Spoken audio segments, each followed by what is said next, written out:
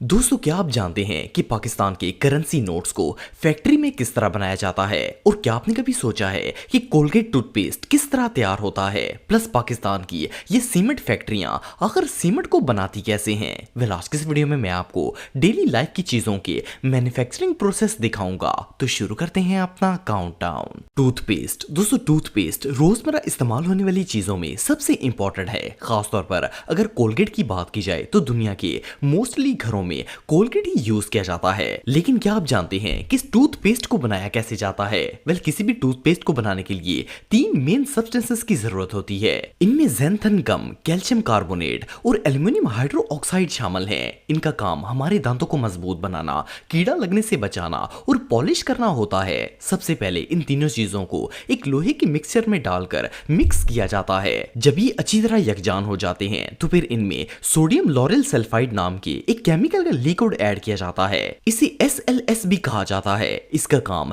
Toothpaste के अंदर झाग बनाना है। इसके साथ साथ इस केमिकल के कंपाउंड मुंह की गंदगी को भी बाहर निकालने में मदद देते हैं। वेल, इस प्रोसेस के बाद ये मटेरियल एक थिक पेस्ट की शक्ल में आ जाता है। लेकिन इस पेस्ट का मसला ये होता है कि ये बहुत जल्दी ड्राई हो जाता है। इसलिए इस पेस्ट के अंदर सॉर्बिटॉल लिक्विड ऐड किया जाता है। इस लिक्विड का काम पेस्ट को ड्राई होने से बचाना है। और इसकी एक खास बात ये भी है कि इस सब्सटेंस का टेस्ट भी काफी मीठा होता है। इससे टूथपेस्ट की कड़वाहट कम हो जाती है और इसमें मिठास आ जाती है। इसके बाद इस सारे मटेरियल को फिर से मिक्सचर में डालकर मिक्स किया जाता है ताकि एक स्मूथ पेस्ट बन सके। इसके साथ ही इस पेस्ट में कलर और फ्लेवर भी ऐड कर दिए जाते हैं और इस तरह ये टूथपेस्ट तैयार हो जाता है। इसके बाद इसे बड़े बड़े कंटेनर्स में स्टोर करते हैं और वहां से ये पैक होकर हमारे घरों में आने के लिए तैयार हो जाता है।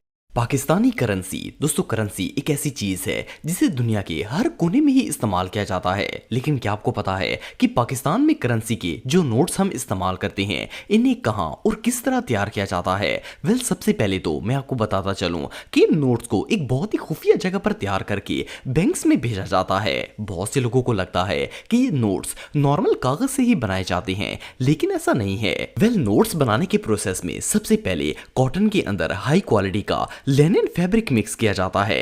75% कॉटन के अंदर 25% लेनिन मिक्स करते हैं ताकि नोट को मजबूत बनाया जा सके। इसके बाद इन दोनों चीजों को एक बड़ी मिक्सिंग मशीन में डालकर इसके अंदर पानी ऐड करते हैं। ये मशीन कॉटन और लेनिन को अच्छी तरह मिक्स कर देती है और एक फाइन पेपर की सूरत में बाहर निकालती जाती है। इसके बाद इस पेपर के ऊपर पाकिस्तानी करेंसी का वाटर मार्क लगाया जाता है। वाटर मार्क असल में कायद-ए-आज़म की वो पिक्चर है जो नोट को रोशनी पर देखने में नजर आती है और इसी से असली और नकली नोट की पहचान होती है। फिर इन नोट्स पर डिजाइन प्रिंटिंग की जाती है। इस प्रोसेस के बाद नोट्स को कलर करने की बारी आती है। हर नोट को इसकी शेप और डिजाइन के मुताबिक स्पेशल इंक की मदद से कलर किया जाता है। जब डिजाइन और कलरिंग के बाद ड्राई होकर नोट तैयार हो जाता है तो फिर आखिर में इन नोट्स का क्वालिटी टेस्ट किया जाता है। इस टेस्ट को पास करने के बाद ही इन नोटों को बंडल्स में पैक करके बैंक्स में डिस्ट्रीब्यूट करने के लिए भेज दिया जाता है। बहरहाल जो भी हो, इतने सारे नोट्स को देखने के बाद तो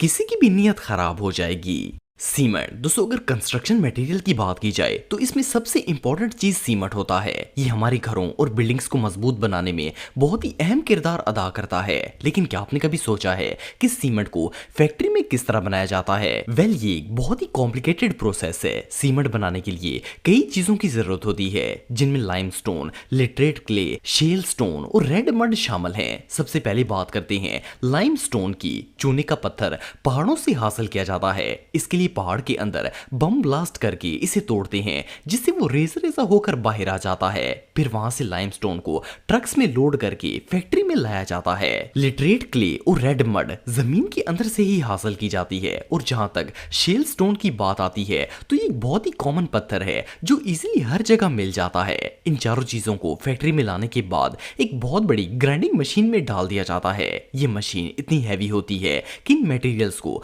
पूरी तरह क्रश कर देती है। इसके बाद इस क्रश्ड मटेरियल को एक भट्टी में 1450 सेल्सियस पर पकाया जाता है जिससे इन चारों मटेरियल्स की बॉन्ड्स टूट जाती हैं और एक नया कंपाउंड तैयार हो जाता है। अब ईंटों को मजबूत तोड़ने वाला परफेक्ट मटेरियल तैयार हो जाता है। लेकिन ये सीमेंट छोटे छोटे पत्थरों की सूरत में होता है जिसे क्रिंकल कहते हैं। इसे पाउडर फॉर्म में लाने के लिए एक और ग्राइंडर में डालते हैं जहां इस सीमेंट के अंदर जिप्सम भी ऐड किया जाता है। सीमेंट के अंदर जिप्सम बहुत ही इंपॉर्टेंट रोल प्ले करता है। अगर ये ना हो तो मसाला तैयार करते वक्त जब इसमें पानी डाला जाता है तो ये जल्दी सख्त हो जाए, लेकिन जिप्सम की मदद से ये जल्दी सख्त नहीं होता और इसे इजीली ईंटों के दरमियान लगाया जा सकता है। एनीवे, जिप्सम को ऐड करने के बाद सीमेंट रेडी हो जाता है और इसे बोरियों में भरकर पैक कर देते हैं।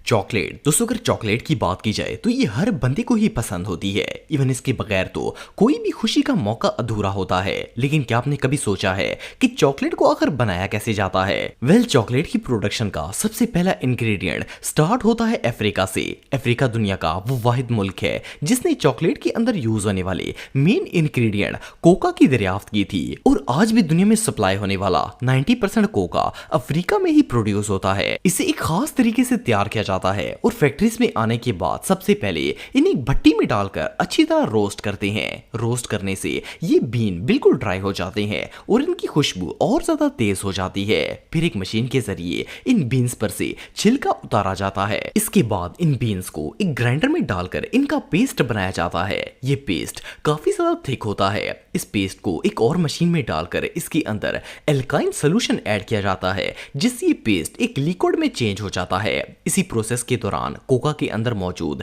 नेचुरल बटर को इससे अलग करके सेव कर लेते हैं ताकि इस बटर में शुगर को मिलाकर इससे एक सिरप बनाया जा सके, जो बाद में इसी चॉकलेट के अंदर वापस डाल दिया जाता है। वेल, बटर निकालने के बाद ये कोका एक पाउडर की शक्ल इख्तियार कर जाता है। फिर इस पाउडर में वही शुगर मिला हुआ बटर ऐड कर दिया जाता है। इसके बाद इसी लिक्विड के अंदर मिल्क पाउडर भी शामिल किया जाता है। मिल्क पाउडर डालने के बाद ये एक पेस्ट की शक्ल में आ जाता है। इसके बाद इन्हें मोल्ड्स में डालकर चॉकलेट बार की शक्ल दे दी जाती है। फिर इन्हें मखसूस साइजेस में काटकर इन्हें रैप किया जाता है और ये चॉकलेट हमारे घरों में आने के लिए तैयार हो जाती है। तो दोस्तों, आज के लिए बस इतना ही। उम्मीद आपको वीडियो पसंद आई होगी। अगर आप मुझे इंस्टाग्राम पे फॉलो करना चाहते हैं तो दी हैदर टीवी पे आप मुझे फॉलो कर सकते हैं। मिलता हूं आपसे नेक्स्ट वीडियो में, तब तक के लिए अल्लाह हाफिज।